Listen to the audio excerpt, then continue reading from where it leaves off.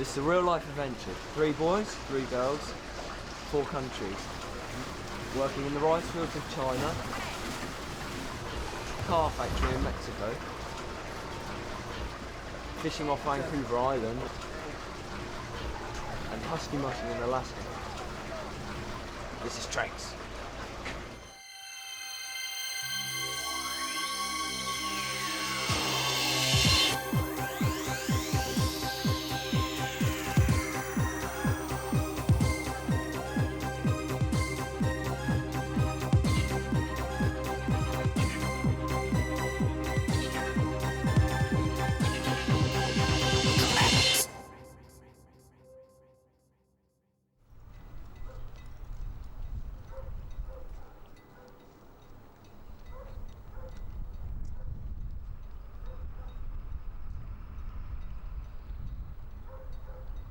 After travelling over 1,100 miles from Mexico, the team have descended on Port McNeill on Vancouver Island at midnight. There ready to greet them are their new parents, their billet parents. The group for the first time are being split up from each other. Divided into pairs, they will work at a fish processing plant and only see the other trekkers at the factory. Well, that's the theory at least. Tomorrow I'm getting up early for the simple reason I'll finish early, so we can go to bed early. I'm working on dockside doing stuff I can't remember because it's too far. What it is. I see you tomorrow, day after. We're going to be gutting and vacuuming the guts of fish, and we're starting at 6:30 tomorrow morning. So I think we need to get some sleep. Bye. Ooh, rather you than me, Candy. Tom's keen. Calm down, Tom. Must be an adrenaline rush from the situation. Let's hope he's still on a high come the morning. I'll see you tomorrow.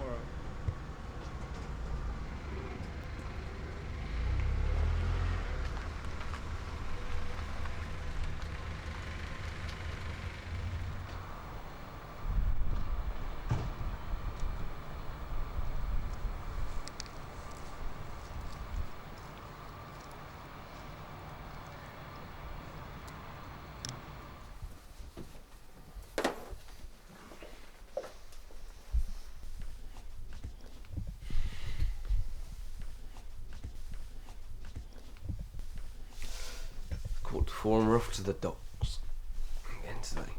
Getting changed. Cheers, Ryan. Then we're going for our breakfast and then we're going down the docks again today. For Tom and Rebecca, it's the first time they've been up this early for work. It's about 10 to 4 in the morning. It's a bit early. Just getting up, gonna have some breakfast and getting picked up for work.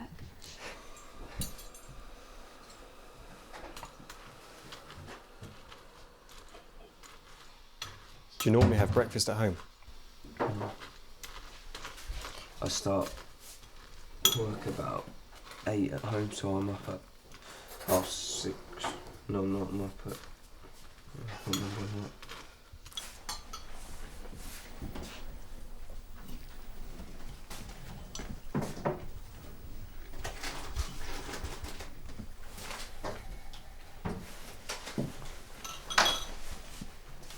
Hey, Dudley. Good. No. This is Dudley. Dudley the dog. I'm surprised he hasn't tried to eat you guys, actually. No, I couldn't get up at 4 every morning for like years. Too much hard work.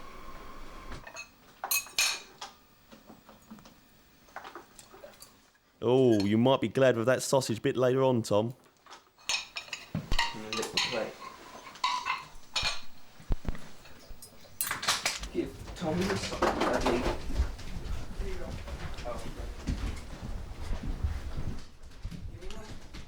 It seems as if Tom and Dudley have really bonded. He's got Tom's socks and they're his only clean pair left. You're such a show. You wouldn't do this if the camera was would you? Ugh. Try got it. You don't know what it holds in. Look, that's got last me in the last store as well, yeah? Tom's met his canine equivalent, a camera-hungry dog. Anything to avoid work, eh, Tom? Ow! Give me the sock.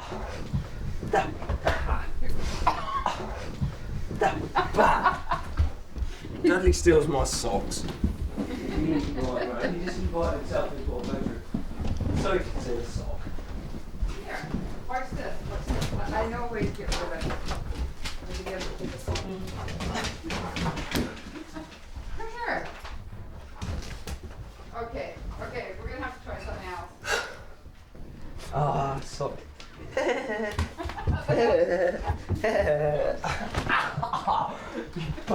No. Okay, stop that. Bad dog.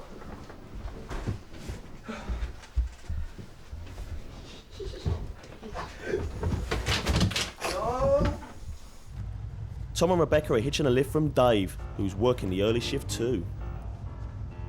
Morning, Mr. Day.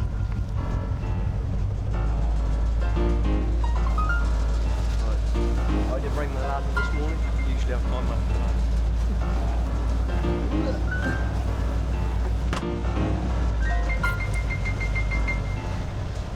Bye.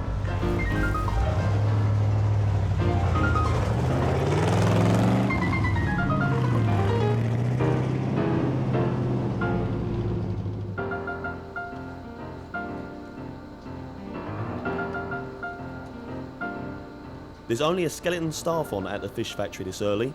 The Englewood Processing Plant normally has 110 strong staff, but before most of the workers clock on at 8:30, Tom and Rebecca will need to get started reeling in and slitting the throats of about 8,000 Atlantic salmon. Oh, nice.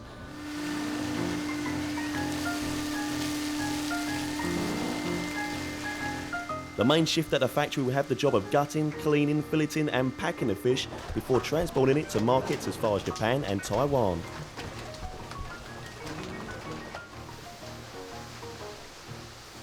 This staggered shift work process is adopted in order to maximise the freshness of the catch. Englewood has a reputation as being one of the finest processors of high quality salmon and halibut, their highest calibre being the sterling salmon.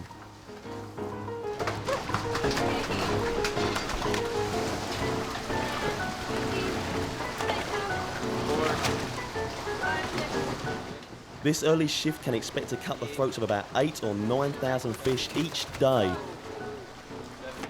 I never knew there was so much blood in a fish. Talk about opening the floodgates.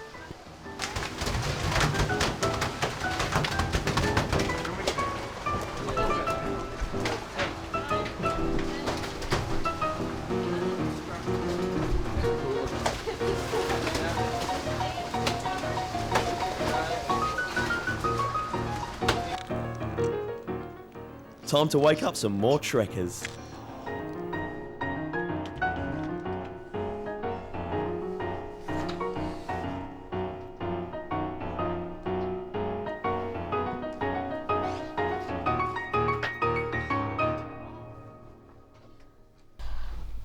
It's too early. You're not going to get in-depth analysis out of me this early. And I'm tired. And I want to go back to sleep. And I can't get used to waking up at 5:30. I thought I'd been up early before, but this is earlier than early. You get up early, but that's like once. This is mad. Early every single day. This is not the life for me. I wasn't made to do manual labour. I think I'm going to become a producer and not do any work. Right, surrogate mum is Brenda. She works at the plant as well. She's really nice, and she looks after us well. She's showing us all the ropes. She cooks our meals. She looks after us. And she washes our clothes and she dries them and she folds them and gives them to us. That's good. My surrogate sister is so moody in the morning. She gets up and it's like, morning. So I make the lunch in the morning and then she looks after me at the plant. I don't have breakfast because I can't bother to make it.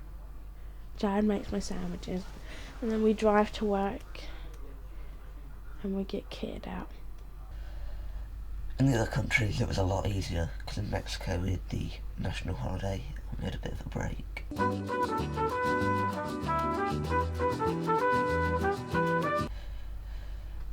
And my boss was more laid back. He was like, if I did something wrong, he was like, oh, don't worry about it, you'll get it right next time.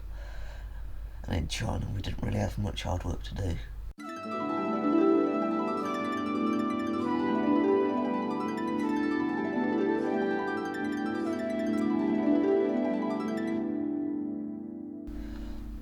But here the boss is like, do this, don't get anything wrong. And every time I get anything wrong, it's like, I'm gonna kill you with my knife. So it's a bit harder, and we have to work like the same hours as the workers. Do the same work with no pay. Which is disappointing. True work experience then, isn't it? True work experience. No, work experience, you don't have to work as hard as the people as well. It's not work experience, it's slave labour.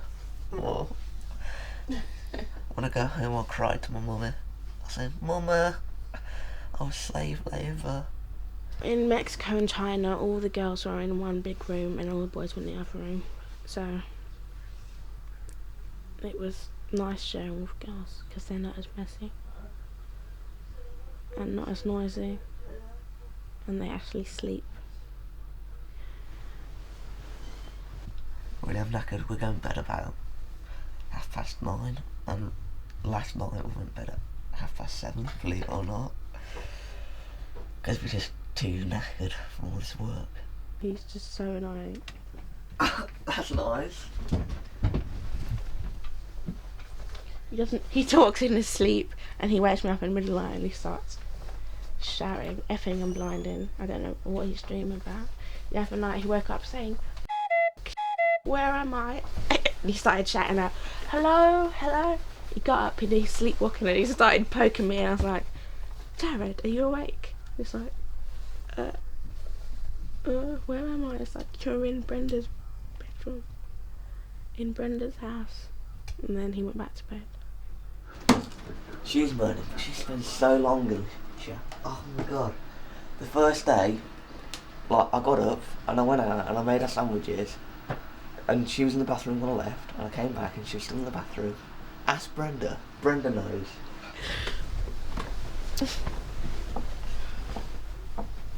How do I look? You just overslept. Come on. So Brenda, what's it like having some English kids to stay? Actually, it's very interesting. They're really good kids. They haven't caused us any problems. Very quiet, but I imagine that's probably because they're tired from all that work. But it's nice. When you first start there, it's really hard because you're working in the cold. Your body's fighting the cold all the time, so you're really tired at the end of the day. And Candy's hands are hurting her the same way mine did, because I was working 8 hours from the start too. And it's really hard on your body until you get used to it. It took about 6 weeks to get used to it, and then it was fine. But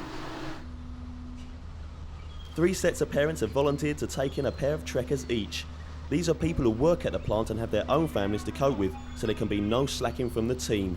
If any of the trekkers fall behind with their work or are late for any of their shifts, then it will reflect on their billeted parents who work at Englewood. Well, yeah, Dad's got a fish farm. I don't do a lot of work on it, but I just know how to handle fish and stuff like that. So yeah, I guess I've got some knowledge. Yeah, this is Mike. He escaped from a psychiatric hospital about 3-4 months ago now, and he's doing really well.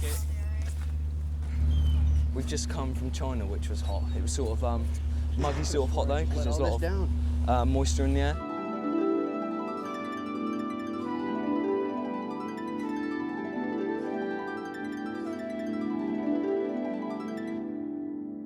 We then went to Mexico, which is just baking hot.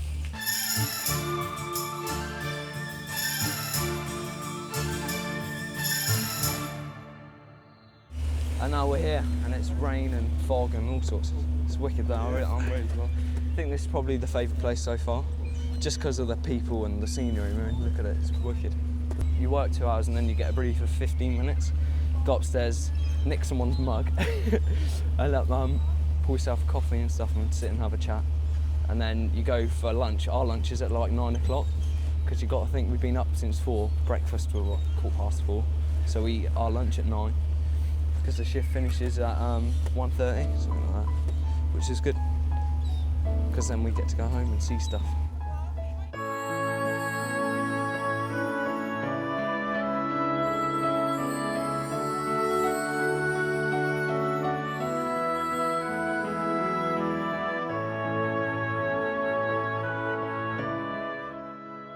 It's hard work here at the plant, but the atmosphere is one of close camaraderie.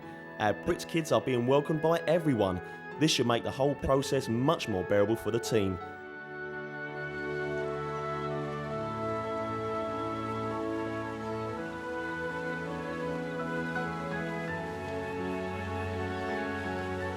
Hot on the heels of China and Mexico, this is certainly the most physically demanding work, and with its long shifts and unsociable hours, not to mention the fish guts and blood. You would have thought this was the least popular work experience so far, but the opposite is actually true. Tell everybody all the fun you had. Yeah. You meet lots of interesting people over in China? Yeah. Yeah? Don't come to Rebecca for a long conversation. Blood from a stone is the phrase, I believe, Rebecca. Good.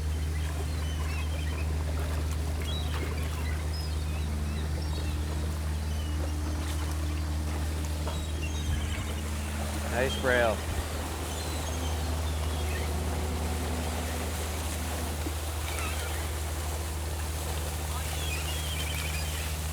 Need help? Okay, I gotta go up. So if you need help, just tell Dave to yell at me. Yeah, okay.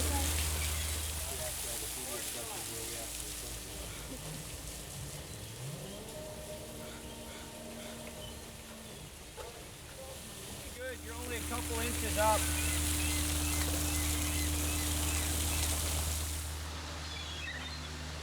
Each of the bays hold about 10 to 12,000 fish, enough for 2 days. The amount that is farmed is strictly controlled in the UK with the depletion of fish stocks, but here they farm their own, so depleting stocks is not a problem.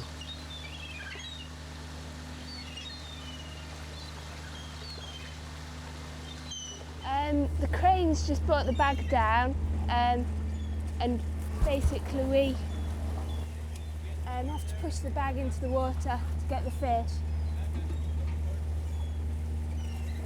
It's called brailing, and then it takes it up and takes them into the stun tanks. And what happens up there? To go through the tank, I know there's some CO2 and cold water. I think basically it kind of stuns them, and then it goes along and you have to slice the gills, which is all bloody, and then they go along a tube to the factory to be gutted and sliced and everything.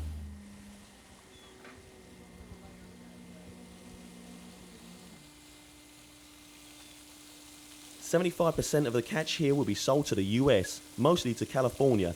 5% will end up in Canada, but an impressive 20% is exported to Japan, Taiwan and Singapore, so packing the fish in ice and shipping it out swiftly is a top priority."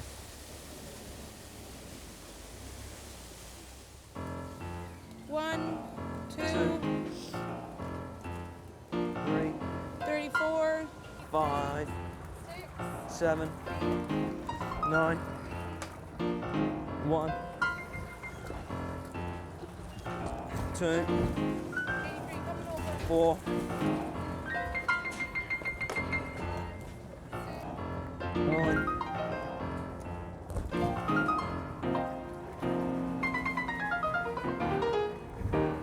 7,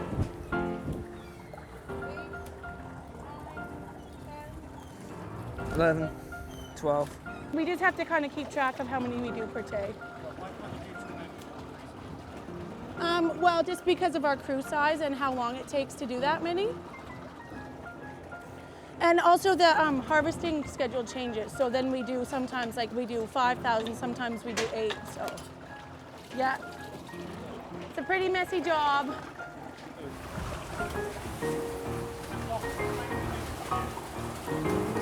Right. 63. This here is a fish's gill. 64. Sort of it acts as its lungs, sort of 5. thing. The oxygen from the 6. water is taken from the fish's gill, 67. then pumped around its 8. body. So by doing 69. that, you kill the 70. fish. Put it down the pipe. Yeah. 71. 2, 3. 74. 5, 76.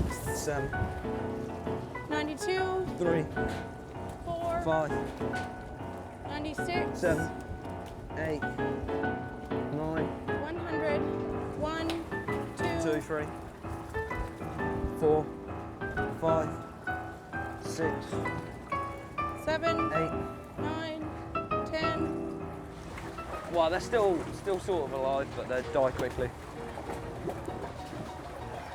It's like sitting in someone's throat, stay alive for a minute or two, and then that's it. It doesn't bother me. You've got to think, right? Fish have just come out of the water. This is the freshest stage they're at. You get in there, that's when it starts getting smelly and horrible. No, we clean here a lot as well. We've got hoses, we spray everything down every hour, half hour. 68. Flooding. Son, we're starting to flood. Ooh. 35. 36. 70. The tanks that receive the fish at the other end, they've got, it's kind of like a canal. They take the fish from 2. one to the next, and then it's fed onto a big sort of windmilly thing, which feeds the fish down into the factory. And sometimes when the back gate gets full up too much, the water backs up the pipe and we get it all here. So we start flooding in theory. Look. 77. 86. Nearly 7,500 fish, and it's only lunchtime. 88. 7,388. 89.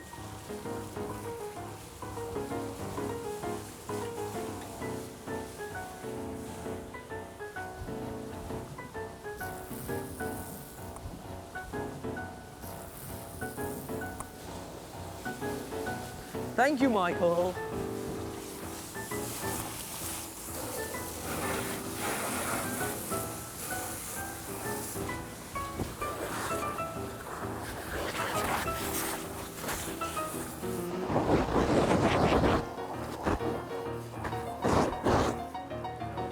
Thanks, mate. There's plenty more fish in the sea, and they'll be waiting for Tom and Rebecca on the next shift. We're off home now. Started at 4:30 this morning, which means we finish at 1:30 lunchtime. So I'm gonna go home and get some lunch. And a shower here.